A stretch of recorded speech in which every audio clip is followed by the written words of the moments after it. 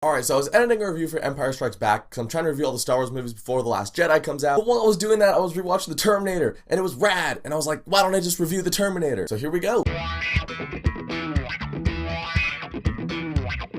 So The Terminator came out in 1984. This was the movie that put James Cameron on the map, and it's still one of the coolest sci-fi action movies that's ever been made. In The Terminator, you have Sarah Connor. She's a young waitress, just a normal, average person trying to pay her bills. And then an artificial intelligence killing machine called a Terminator, a T-800, comes back from the future, because apparently in the future there's this huge nuclear fallout war thing going on between mankind and the machines. Mankind won under the leadership of a guy named John Connor, who's Sarah's son. So the machines, in a last-ditch effort, sent a Terminator back in time to kill Sarah Connor. That way John would never be born, and the machines would win. So while this Terminator is sent to kill Sarah Connor, John Connor sends back Kyle Reese, a soldier from his resistance, to protect his mom in the 80s. They have Kyle Reese and Sarah Connor, and they're just running away from this unstoppable force that is the T-800. This movie has so much to like about it, especially from the three main leads. You look at Michael Biehn and Linda Hamilton. Kyle Reese tells Sarah, like, oh, you're the one that trained John for war, and you did all these great things, and John always talks about you. But in this movie, she is nothing like that. She's just a regular waitress. And so it's cool seeing her morph in this movie from someone that has no army skills whatsoever into someone who starts on that path. You don't really see her fully morph into like soldier material until Terminator 2, but you definitely see an evolution in Sarah's character from the beginning of the movie to the end. And Michael Biehn as Kyle Reese is really cool. What I like about him is that Kyle Reese is young and Michael Bihn's kind of a little small frame guy. That's seeing him go up against this monstrous Terminator, you really get the sense that it's like David and Goliath. Which is why in Terminator Genesis, when they had Jai Courtney playing Kyle Reese, he's this big, hulking, emotionless. The guy should have been playing a Terminator. But I was just like, you don't remind me of Kyle Reese at all. Anton Yelchin, rest in peace, but when Anton Yelchin played him in Terminator Salvation, I wasn't a big fan of the movie, but seeing Anton Yelchin as Kyle, I was like, okay, this is what I remember Kyle Reese to be, or at least kind of an origins for what Kyle Reese will become. In that movie, he's a kid. I think Anton Yelchin was like 18 or 19 when they filmed the movie. He's young, he wants to serve the resistance, but he's also kind of naive. So I do feel like Anton Yelchin's Kyle Reese is closer to what Michael Bihn's Kyle Reese was. But yeah, Michael Bihn's great in this movie. What I also like about it is the guy does seem like he's out of his mind. Like for us as the viewers, we can see these flash forwards into the futuristic war. You see them, you know, in the trenches, laser beams flying everywhere. But when you're Sarah Connor in a police interrogation room and you're seeing Kyle Reese getting interrogated and he's talking about, oh, the future, her son sent me Skynet systems. And he's just rambling about all this crazy futuristic stuff in a world where time travel doesn't exist yet. Yeah, I might question the guy's sanity just a little bit. While Linda Hamilton and Michael Biehn are both great, let's talk about Arnie. Because I am the Terminator. Arnold Schwarzenegger as the T-800 is still one of the greatest sci-fi villains of all time. Darth Vader, T-800, Biff Tannen, best sci-fi villains ever. This is one of the movies that really solidified Arnold's place as an action star in Hollywood. I mean, the guy walks on the scene, the way the guy walks and everything, he goes up to those guys, one of the guys is played by Bill Paxton, but the punks at the beginning of the movie, they go up to him and they're all, hey,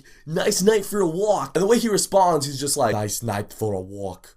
Your clothes. Give them to me now. And then when they try to fight him and he just rams his arm up the guy's chest and rips his heart out, it's such a cool villain setup for this movie. This whole movie, you're just thinking, how are Kyle and Sarah going to beat this guy? This thing's insane. They're trying to fight something that's like 45 years into the future with their own 80s weapons. And it makes for some great action too, because when the action's going down in this movie, you know, James Cameron didn't have the biggest budget while he was making it, so everything feels very raw, very gritty. You feel like they were just running around on the ground with their cameras trying to film what they can. And a lot of the effects in this movie still hold up really well. Is some of it dated? Yeah. Some of the whack stuff on Arnold and some of the stop motion with the Terminator, I appreciate it because you can tell they did put everything they had into it. However, it is still kind of dated. And the music in the movie also, I really appreciate, I really like it, but you can also tell this was a product of the 80s. Sarah and Kyle are running around, you hear all this 80s synth music all like dun dun dun dun dun dun dun dun dun dun dun dun dun. So the movie has some parts of it that are a little dated, but that doesn't really bother me. It's almost like this sweet little time capsule. So at the end of the day, Terminator is one of the best sci-fi movies ever made. It's got great characters, amazing action scenes, one of the best sci-fi villains, and one of the best movie villains of all time with Arnold Schwarzenegger as the T-800. If you haven't seen The Terminator, definitely go watch it. It's one of my favorite movies of all time. They're re-releasing Terminator 2 in 3D at the end of August, so I'll probably review Terminator 2 when that comes out. So you have like a solid month to go ahead and watch The Terminator. But if you guys have seen The Terminator, let me know what you think of it down in the comments. And thank you so much for watching this video. If you guys liked it, you can click subscribe and check out some of my other videos, and I'll catch you guys next time.